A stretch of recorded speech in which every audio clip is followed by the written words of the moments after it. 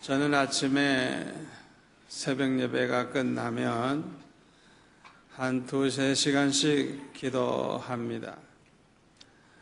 왜 기도가 그렇게 길어지는가 하니 저는 아침마다 전 세계를 한 바퀴 돌면서 기도를 하기 때문에 시간이 좀 많이 걸립니다. 각 나라 성도들과 그곳에 가 있는 제가 기억하고 있는 모든 선교사들 하나하나 위해서 기도하다가 보니까 그저 1시간은 쉽게 넘어갑니다. 어느 날 애굽에서 수십 년 동안 선교하시던 그 선교사님을 만나게 되었습니다. 얼마나 반가운지, 선교사님, 제가 오늘 아침에도 선교사님 위해 기도했는데요, 너무 반가워서 아침에 기도하던 걸 생각하면서 그렇게 인사를 했습니다. 그 선교사는 이렇게 몇만 명 모이는 교회의 담임 목사가 성도들 위해 기도하는 것도 바쁠 텐데 자기를 위해서 기도해 준다고 하는 그 말에 아주 감동을 받고 얼마나 기뻐하고 얼마나 행복해 하는지, 저는 날마다 선교사님 위해 기도합니다. 오늘 아침에도 기도했어요. 제가 그렇게 이야기했습니다. 제가 날마다 돈을 붙여줄 수도 없고 찾아갈 수도 없고 전화할 수도 없고, 제가 할 수 있는 일은 그를 위해서 기도해 주는 것, 날마다 기억하고 기도해 주는 것, 그거밖에는 해줄 수가 없어서 그렇게 하는데 얼마나 좋아하는지. 여러분, 이렇게 기도의 교제를 통해서 사랑의 교제가 이루어질 줄로 믿습니다. 이 기도의 교제는 너무나도 중요한 것입니다. 오늘 본문에 보니까 사도 바울은 데살로니가 교회 성도들에게 기도 후원을 요청하고 있습니다. 우리를 위해서 기도해 달라고 하면서 부탁을 하고 있는 것입니다. 사도 바울은 교회를 위해서 항상 기도했어요. 아주 구체적으로 기도했습니다. 또 소원을 가지고 그렇게 기도하기도 했습니다. 이렇게 늘 교회를 위해서 기도하던 이 사도 바울이 데살로니가 교회 성도들에게 우리를 위해서 기도해 달라고 그렇게 요청을 하고 있는 것입니다. 사도 바울이 이렇게 성도들의 기도 후원을 요청하는 이유가 몇 가지가 있습니다. 그 중에 첫째는 하나님의 뜻이 아니면 아무것도 할 수 없다는 것을 잘 알고 있었기 때문인 것입니다. 하나님의 종은 하나님의 손에 붙들려 사는 사람들입니다. 하나님의 종은 오직 하나님의 뜻대로만 살아야 하는 사람들인 것입니다. 그래서 하나님의 종은 자기가 하고 싶다고 해서 하고 하기 싫다고 해서 안 할 수가 없는 것입니다. 하나님이 명령하시면 무조건 순종할 수밖에 없는 것입니다. 그런데 어떤 사람은요, 하나님이 명령을 하시지만은 자꾸만 도망을 다니다가 많은 상처를 입고 원점으로 돌아오는 사람도 있어요. 이렇게 하나님 앞에 불순종하는 것도 나쁩니다마는 이와 반대로 하나님의 일을 내가 내 마음대로 할 수 있다고 생각하는 것도 이게 아주 잘못된 일인 것입니다. 종종 생각지도 않았던 집사님이 신학교에 가서 목사가 되었다고 말을 하는 것을 들을 때가 있습니다. 어떤 집사님은 신학교 간 지 6개월 만에 목사 안수 받는다고 연락을 해요. 세상에, 그게 말이 됩니까? 이런 분들이 목회를 제대로 하면 그래도 괜찮은데 그렇지 못하니까 이게 큰 문제인 것입니다. 이런 분들이 많아서 지금 놀고 있는 목사님들이 약 3만 명이나 된다고 합니다. 집사로 있을 때는 그래도 교회에서 충성하고 기쁨으로 신앙생활을 했는데 목사가 된 다음에는 갈 데도 없고 오라는 데도 없으니까 놀고 허송세월을 보내니 얼마나 딱한 노릇입니까? 저는 어렸을 때부터 목사가 돼서 이 나라 백성을 구원하는 게 제 평생의 소원이었어요. 어렸을 때부터 준비하고 대학교 다닐 때도 목사 될 준비를 했습니다. 신학교 가서 공부를 마치고 이제 목사가 되려면 강도사 고시를 치러야 되는데 그 시험을 치를 때가 되니까 겁이 나요. 신학교 다니지 않을 땐 몰랐는데 다녀보니까 목사가 얼마나 힘든다는 것을 알게 됐어요. 그래서 청계산 기도원에 올라가서 월요일부터 금식 기도하기 시작했습니다. 아버지, 정말 목사가 꼭 돼야 합니까? 목사가 안 돼도 주의 일은 얼마든지 할 수 있지 않습니까? 꼭 목사가 돼야 합니까? 꼭 목사가 돼야 된다고 하면 말씀해 주세요. 말씀해 주시면 내가 무조건 순종할 테니까 말씀해 주세요 하면서 금식하며 계속 기도했어요. 목요일날 주님께서 드디어 말씀을 해 주셨어요. 저보고 목사가 되래요. 그래서 그냥 주여 무조건 순종하겠습니다. 그렇게 대답을 하고 제가 강도사 고시를 치르고 목사가 되었습니다. 하나님이 말씀해 주신 것은 하나님이 반드시 책임을 지십니다. 저보고 목사가 되라고 하신 하나님은 저를 언제나 붙잡고 인도하시고 이 시간까지 축복해 주시는 것을 저는 체험하고 있습니다.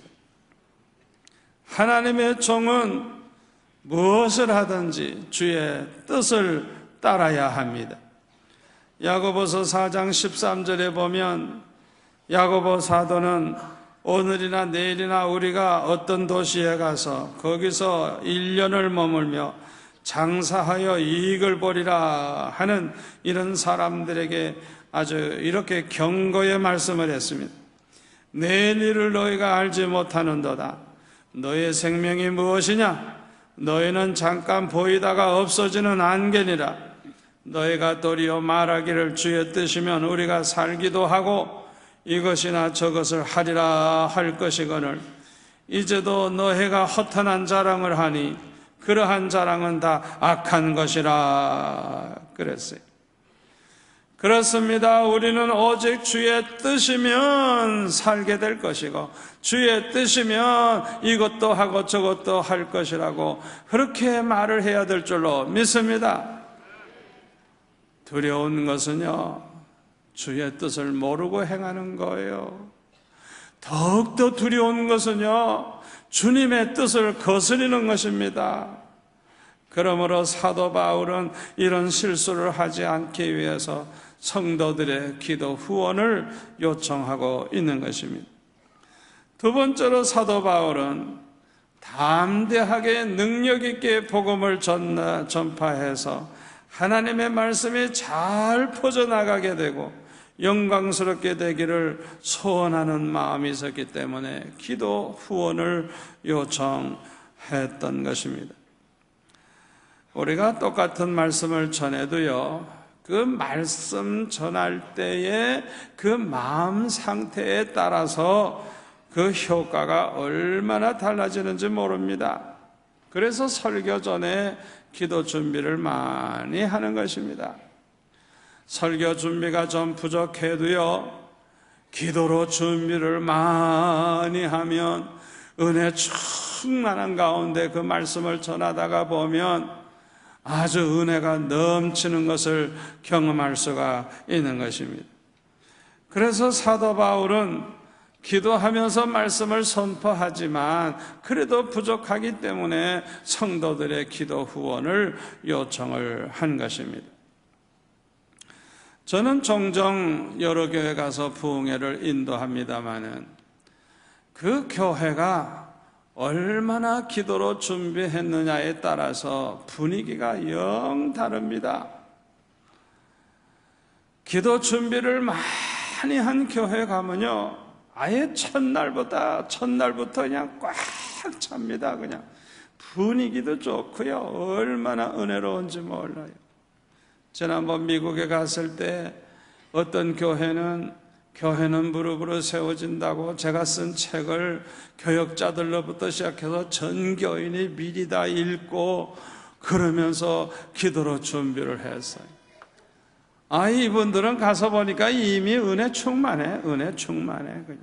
아예 첫날부터 그냥 싱글벙글 그냥 얼마나 좋아하는지. 꼭 축제가 벌어진 것 같아요.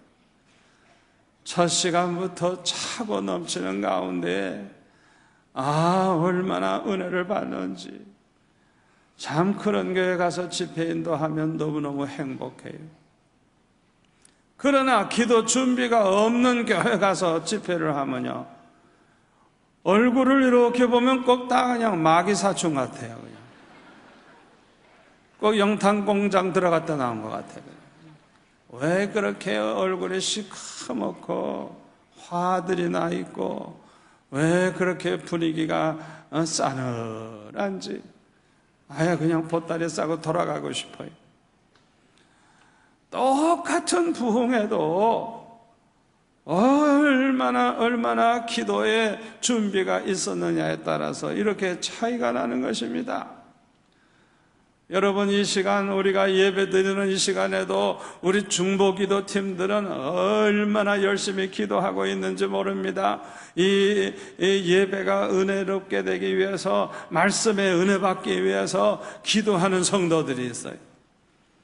우리 하나님께서 그 기도를 다 들으시는 줄 믿습니다.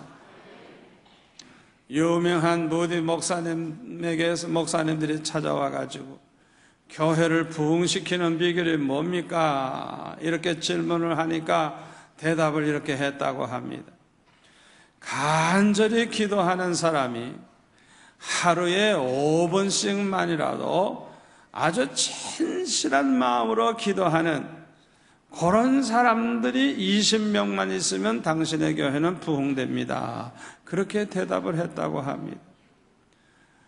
교회를 위해서 진실한 마음으로 간절하게 기도하는 사람이 20명만 있으면 교회가 부흥된다고. 할렐루야. 그러므로 사도 바울은 성도들의 기도가 얼마나 중요한 줄을 알기 때문에 이렇게 기도 후원을 요청하고 있는 것입니다. 세 번째로 사도 바울은 악한 무리로부터 위협을 받고 있었기 때문에 기도 후원을 요청을 한 것입니다. 오늘 본문 2절에 보시면 또한 우리를 부당하고 악한 사람들에게서 건지시옵소서 하라. 아주 구체적으로 이렇게 말을 하고 있습니다. 이 말씀을 보면 사도 바울은 이 악한 무리로부터 위협을 받고 있었다는 걸 알 수가 있어요. 해방꾼들이 있었던 거예요. 복음 전하는데 방해가 되는 사람들이 있었던 것입니다. 그래서 이 악한 무리로부터 하나님께서 구원해 주시도록 기도해 달라고 요청을 한 것입니다. 이 악한 무리로부터 복음 전하는 일에 방해받지 않도록 기도해 달라고 요청을 한 것입니다. 성도들의 기도 후원은 하나님의 종들에게 큰 힘이 됩니다. 여성이 기도할 때 무엇이 일어나는가, 나를 변화시키소서 등등 유명한 책을 쓴 이블린 크리스텐슨이라고 하는 분은 기도 세미나 강의를 하루 종일 할 때가 종종 있었다고 합니다. 하루 종일 세미나 강의를 하고 나면 완전히 집에 가서 뻗어버리는 거예요. 그 다음날 아침에 너무 피곤하고 몸이 무거워서 일어날 수가 없어요. 그런데 이상하게 아침 6시 반만 되면 갑자기 힘이 생기는 거예요. 그리고 피곤이 사라지는 거예요. 그래가지고 벌떡 일어나서 또 하루 일과를 시작한다는 거예요. 왜 6시 반만 되면 이런 일이 일어날까? 알고 보니까 중보기도 팀들이 있었어. 6시 반만 되면 모여서 기도하는 성도들이 있었어. 그 기도가 하늘나라의 상달이 돼서 이런 역사가 일어난 것입니다. 저도 우리 교회 개척을 한 지 얼마 안 됐을 때는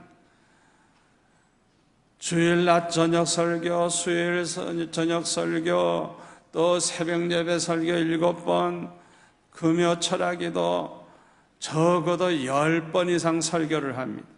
그러니까 우리 집 사람이 저보고 설교 공장이라 그래요. 설교를 맨날 그렇게 많이 해야 되는 거예요. 그런데 금요 철학기도는 밤새도록 기도하고 토요일 아침 새벽 예배까지 인도하고야 돌아가니까 30대 젊은이지만은 얼마나 피곤합니까? 말도 못하게 피곤하죠.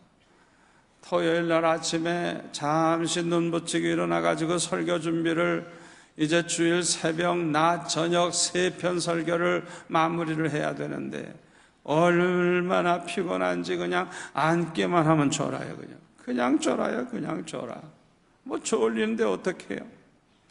이건 설교를 쓰는 게 아니라 그냥 졸고만 앉았는 거예요. 그런데 갑자기 정신이 퍼뜩 들면서 말씀에 대한 영감이 오는데요. 꼭 누가 불러주는 것 같아요. 서론, 본론, 결론까지 그냥 머리에 그냥 말씀이 쫙 들어오는데 이야, 얼마나 은혜로운 말씀을 주시는지 빨리 종이에다 적었어요. 잊어버리면 안 되니까. 이야, 됐다. 이야, 참 은혜로운 말씀 하나님이 주셨구나. 너무너무 좋아하는데 그때 찬송 소리가 들려오는 거예요. 아니, 누가 이렇게 찬송을 모여서 부르노 하고 일어나가지고 가보니까요, 우리 집 사람이 아마 제가 졸고 있으니까 걱정이 됐던 것 같아요. 온 식구들 다 모여가지고 또 어떤 성도까지 와가지고 같이 모여서 저를 위해서 기도하고 찬송을 하고 설교를 위해서 그렇게 기도하기 시작을 한 것입니다. 제가 시간을 딱 생각해 보니까 그분들이 모여서 기도하고 시작하는 그 시간에 성령이 역사하셔서 피곤이 그냥 다 없어져 버리고 말씀의 영감이 왔다는 걸 저는 깨달았어요. 그래서 저는 그 다음부터는 설교 준비할 때마다 여보, 나 또 설교 써요. 그러면 그냥 2-3시간씩 저를 위해서 기도해 줍니다. 얼마나 감사한지 몰라요. 미국의 유명한 무디 목사님이 1872년도에 영국에 가서 조그만 교회에서 부흥회를 인도했다고 합니다. 그런데 그 조그만 교회에서 부흥회를 하는데 결신자가 400명이나 생겨가지고 그 교회가 아주 크게 부흥이 된 거예요. 이 무디는 처음에는 몰랐대요. 나중에 알고 보니까 그 교회 선천적 장애로 항상 침대에 누워서 사는 그런 분이 교회는 못 나오지만은 하나님 앞에 늘 기도하는 기도대장이었어요. 이 여인은 기도하기를, 아버지 하나님, 나는 이렇게 교회는 못 가지만 아버지, 우리 교회 부흥을 주세요. 우리 교회 부흥을 주세요. 네, 그렇게 기도했다는 거예요. 알고 보니까 이 무디 목사님이 말씀을 전하는 그 시간에도 그 여인이 기도하고 있었다는 걸 깨닫고, 이야, 하나님께서 그 기도를 들으셨다는 것을 알게 되었다고 하는 것입니다. 사랑하는 성도 여러분, 여러분들도 이 교회가 이 악한 원수 마귀의 방해를 물리치고 계속해서 은혜 받고 계속해서 부흥되도록 기도하는 성도가 되시기를 바랍니다. 네 번째로 사도 바울이 데살로니가 교회 성도들에게 기도 후원을 요청하는 이유가 또 하나 있는데, 그것은 믿음이 모든 사람의 것이 아니기 때문이었습니다. 다시 말하면 믿음은 하나님이 주시는 선물인 것입니다. 그러므로 아무리 우리가 전도를 잘해도 전도받는 사람이 믿음을 가지게 되느냐, 믿음을 가지지 않게 되느냐 하는 것은 하나님의 손에 달려있는 것입니다. 하나님이 믿음을 주시면 내가 좀 서툴게 전도해도 믿게 될 것이고, 하나님이 믿음을 주지 아니하시면 내가 아무리 전도 잘해도 그 사람은 믿어지지 않아서 안 믿는 거예요. 그러므로 우리는 하나님 앞에 기도하지 아니할 수가 없는 것입니다. 아무리 설교를 잘해도요, 안 믿어지면 믿을 수가 없는 것입니다. 이 믿음은 하나님의 선물이기 때문에 하나님이 믿음을 주셔야만 믿어지는 것입니다. 아멘. 그러므로 사도 바울은 이 데살로니가 교회 성도들에게 기도 후원을 요청하게 된 것입니다. 여러분 가족 중에도 전도를 계속하지만은 마음이 너무 강박해가지고 전도를 받지 않고 예수 안 믿는 분 있어 속상한 분 있어요?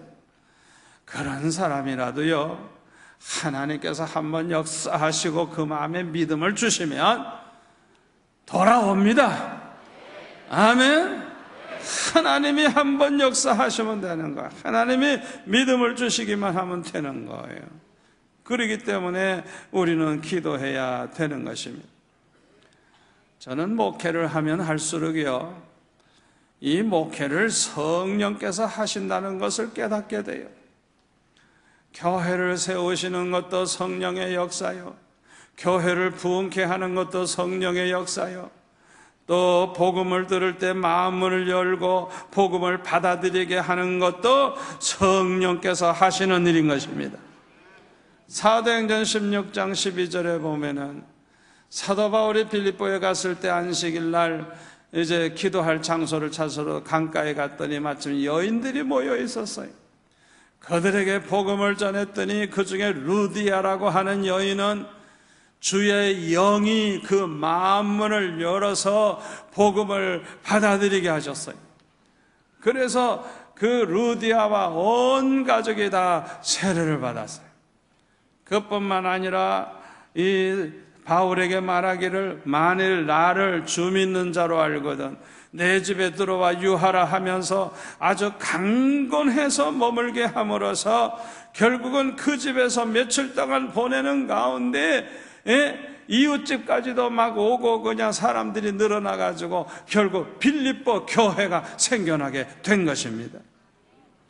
딱 한 번 만나 복음을 전했을 뿐인데 마음문을 열고 복음을 받아들일 뿐만 아니라 자기 집을 오픈해서 주의 종을 모시고 예배드림으로 빌립보 교회가 되게 한 것은, 이거는 성령의 역사로 된 것입니다. 아멘. 성령이 함께 하시면, 성령이 역사하시면 이런 일이 일어나는 것입니다. 그래서 사도 바울은 이런 역사가 일어나도록 기도해달라고 데살로니가 교회 성도들에게 기도 후원을 요청한 것입니다. 성령께서 사람의 마음문을 열어주지 아니하시면 사람들은 마음문을 다 닫아버리게 돼요. 그리고 아주 강팍해집니다. 이런 사람은요, 하나님의 종이 아무리 복음을 전해도 효과가 없어요. 이렇게 마음문을 닫아버린 사람은요, 복음이 귀에 들어오지 않습니다. 이 마음문을 오직 성령이 열어주셔야 하는 것입니다. 그래서 기도해야 되는 거예요. 아멘. 밀라노의 어느 공작이 너무 아주 잔인한 정치를 하고 있었습니다. 그래서 온 국민들이 그 공작을 미워하고 그 공작이 어서 빨리 죽기만을 바라는 그런 마음을 가지고 욕을 퍼대고 그랬어요. 그런데 어떤 할머니 한 분은 그 공작이 건강해서 오래오래 살게 해달라고 기도를 그렇게 하는 거예요. 소문이 났어요. 다 온 국민이 욕을 하는 그 공작을 위해서 그렇게 기도하는 할머니가 있다는 소문이 나가지고 그 공작이 궁금해가지고 신하를 보내가지고 그 이유를 알아오게 했어요.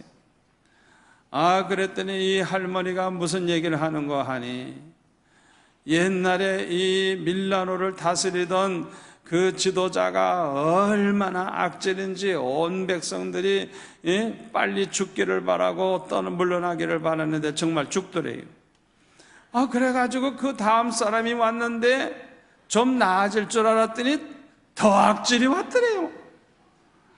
그런데 그 사람이 다 죽기를 원하고 물러나기를 원했더니 정말 죽어서 세 번째로 또 이렇게 지도자가 왔는데 지금 이 공작인데 더 악질이야, 더 악질이야.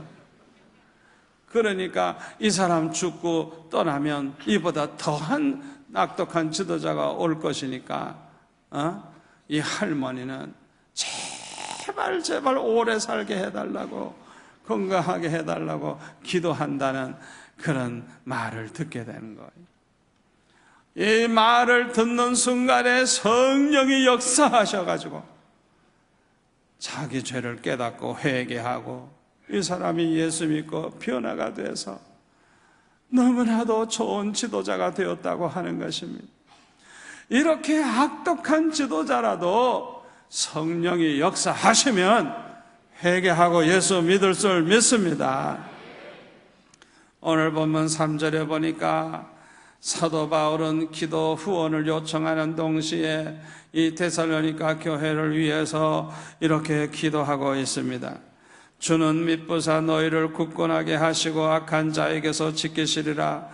너희에 대하여는 우리가 명한 것을 너희가 행하고 또 행할 줄을 우리가 주 안에서 확신하노니 주께서 너의 마음을 인도하여 하나님의 사랑과 그리스도의 인내에 들어가게 하시기를 원하노라.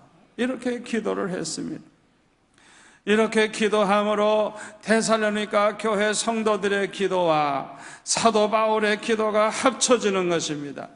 기도의 교제가 이루어지는 것입니다. 이렇게 서로를 위하여 기도하는 가운데 이루어지는 이 기도의 교제야말로 가장 아름다운 일이라고 아니할 수 없을 것입니다. 저와 여러분도, 저는 여러분들을 위해 기도하고 여러분은 저를 위해 기도하고 항상 이 기도가 합쳐져서 항상 이 기도의 교제를 통해서 사랑이 이루어지는 우리 교회가 되기를 소원합니다. 기도하겠습니다. 아버지 하나님 감사합니다. 오늘 주신 말씀 우리 삶 가운데 그대로 실천해서 아름다운 열매를 맺게 하여 주옵소서. 예수님의 이름으로 기도하옵나이다. 아멘.